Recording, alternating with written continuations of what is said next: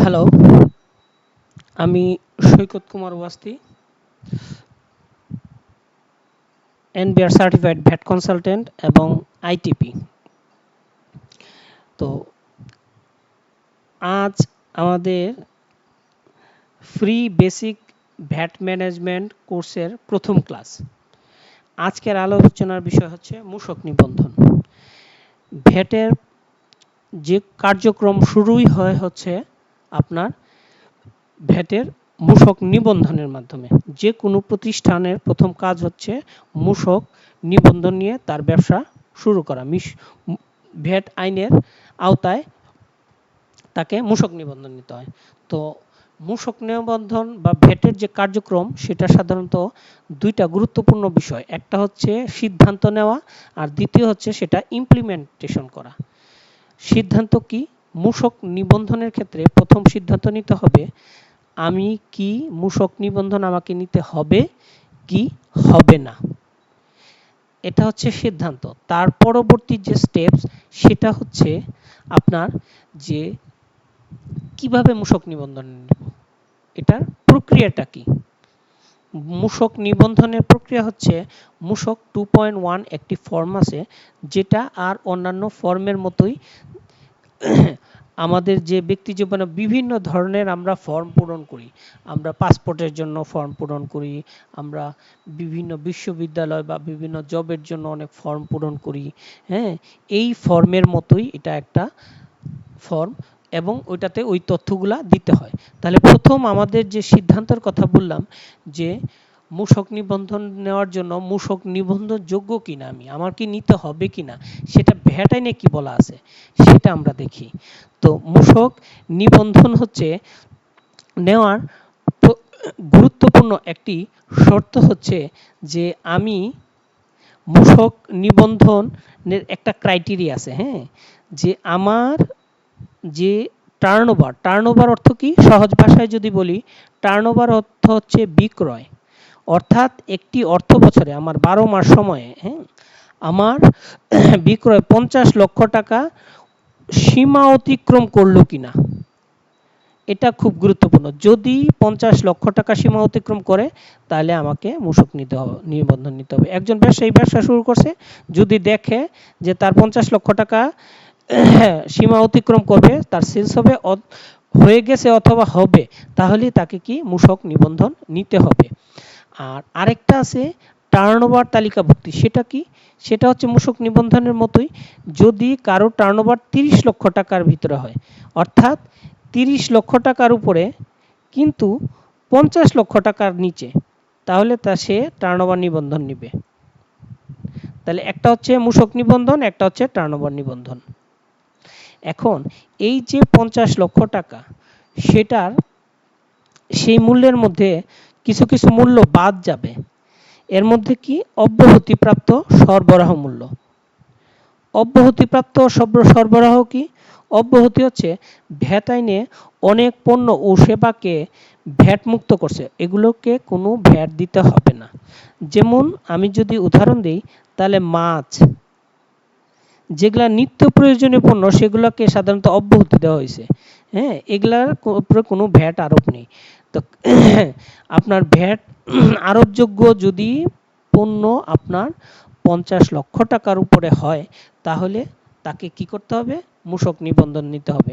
আর অব্যাহতি প্রাপ্ত যদি কোনো বিক্রয় থাকে তাহলে সেটা বাদ দিয়ে হিসাব করতে হবে। ধরেন একটি প্রতিষ্ঠানের করযোগ্য সেলস এবং অব্যাহতি সেলস মিলে 70 লক্ষ টাকা। 70 লক্ষ টাকা, এর মধ্যে সে অব্যাহতিপ্রাপ্ত সেলস হচ্ছে ধরেন 50 লক্ষ টাকা, তাহলে অ্যাকচুয়ালি তার সেলস হচ্ছে 20 লক্ষ টাকা। যেহেতু তার 20 লক্ষ টাকা, তাকে মূসক নিবন্ধন নিতে হবে না।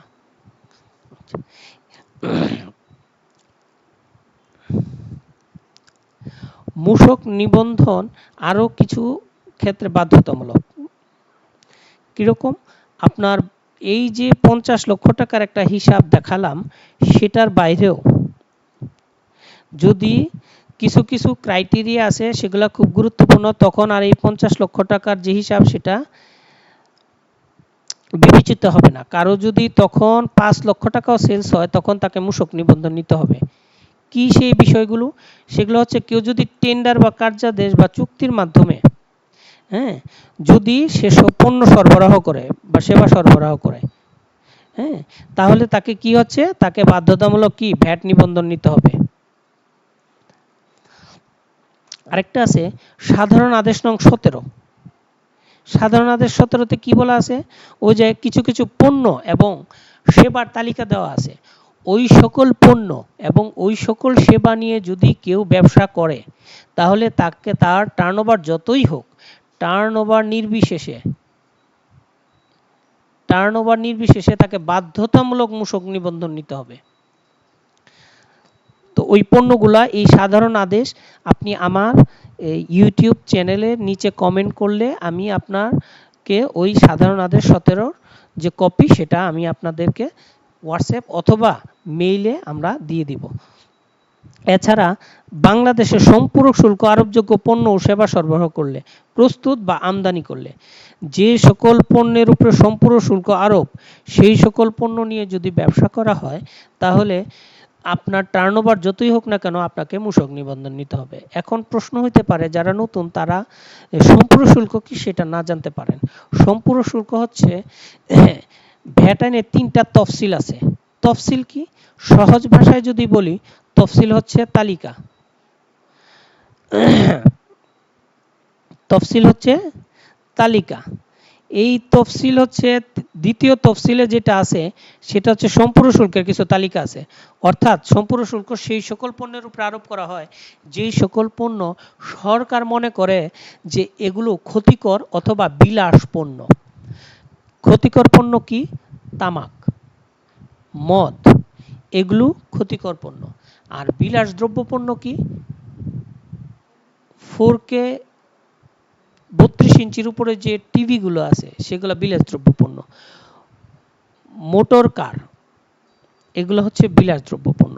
এগুলোকে সরকার মনে করতেছে বিলাসদ্রব্য এবং এগুলোর উপরে আপনার সম্পূরক শুল্ক আরোপ হয়। তাহলে সম্পূরক শুল্ক আরোপ হয় বিলাসদ্রব্য এবং ক্ষতিকর পণ্য। তো এই ধরনের পণ্য যদি আপনি পণ্য বা সেবা নিয়ে কি সেবা সরবরাহ করেন অথবা প্রস্তুত করেন অথবা বিদেশ থেকে আমদানি করেন, তাহলে কি আপনার সেলস টার্নওভার যতই হোক না কেন, আপনাকে বাধ্যতামূলক মূসক নিবন্ধন নিতে হবে। আর একটা আছে যে আপনার আমদানি রপ্তানি ব্যবসার সাথে নিয়োজিত, অর্থাৎ আপনি যদি এক্সপোর্ট বা ইম্পোর্ট ব্যবসার সাথে নিয়োজিত হন, তখন আপনার সেলস যতই হোক না কেন, আপনাকে বাধ্যতামূলক নিবন্ধন নিতে হবে।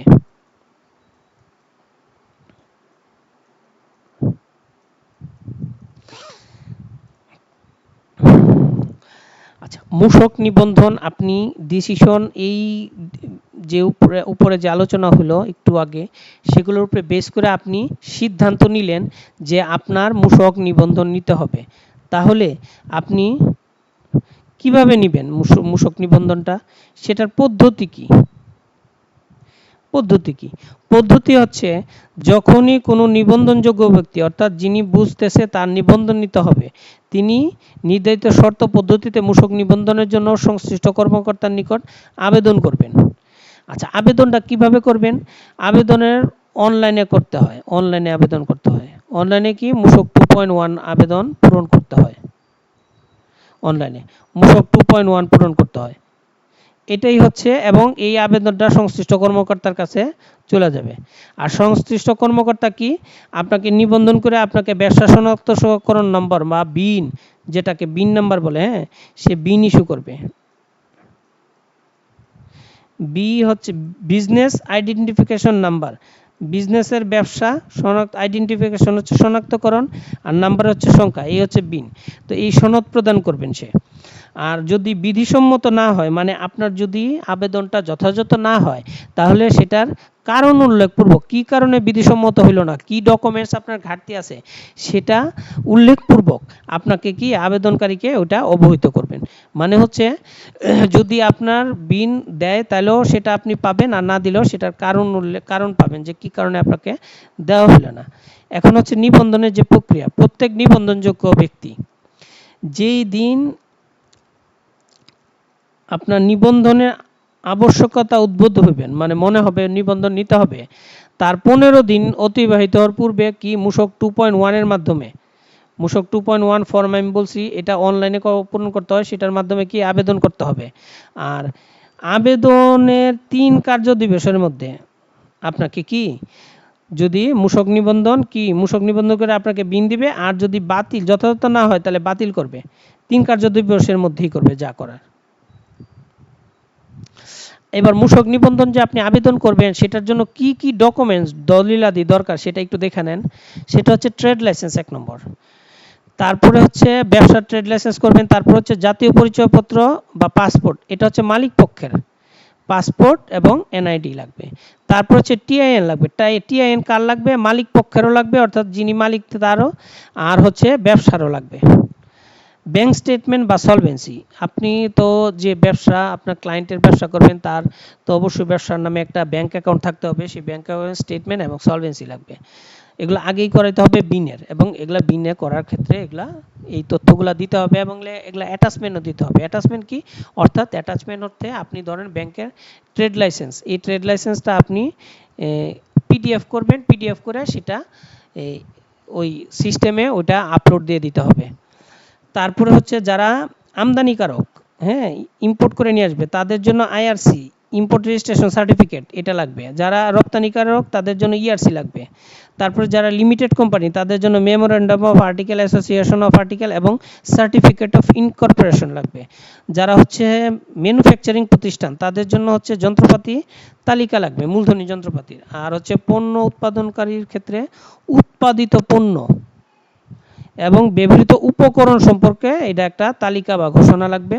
আর বর্তমানে এটার প্রযোজ্য নয়, যে 9 জিডিতে যে পুরান যে বিন লাগতো সেটা লাগবে না, ঠিক আছে। আর এই যে একটা কথা বলে নেওয়া যায় যে অনলাইনে আপনার যে অ্যাটাচমেন্ট দিতে হয় এই অ্যাটাচমেন্ট 10টার বেশি দেওয়া যায় না। এখন ধরেন মালিক হচ্ছে 10 জন, তাহলে তো টিআইএন বা এনআইডি হচ্ছে 10টা হিসাব করে, তাহলে 10টার পরে আপনি দিতে পারবেন না, তাহলে কিভাবে এই যে ট্রেড লাইসেন্স বা ইআরসি আইআরসি এগুলো কিভাবে দিবেন। কথা হচ্ছে এই যে মালিক পক্ষের যে টিন সার্টিফিকেট 10টা, এই 10টা একসাথে করে ফেলবেন, একটা ফাইল বানাবেন, ঠিক আছে। এটা হচ্ছে নেক্সট।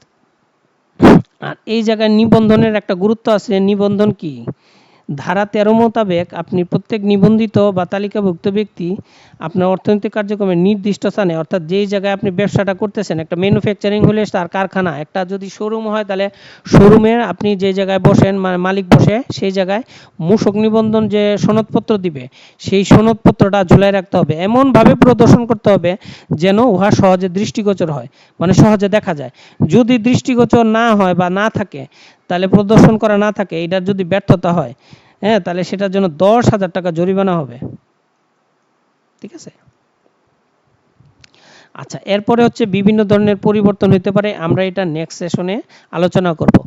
আমার উদ্দেশ্য হচ্ছে খুব ছোট ছোট ভিডিও করে 20টা ভিডিও বানাবো, এবং সেটার মাধ্যমে আমি আপনাদেরকে ভ্যাটের যে বেসিকগুলো আছে সেগুলো আমি আপনাদের জানিয়ে দিব। তো আজকে এই পর্যন্তই, ধন্যবাদ।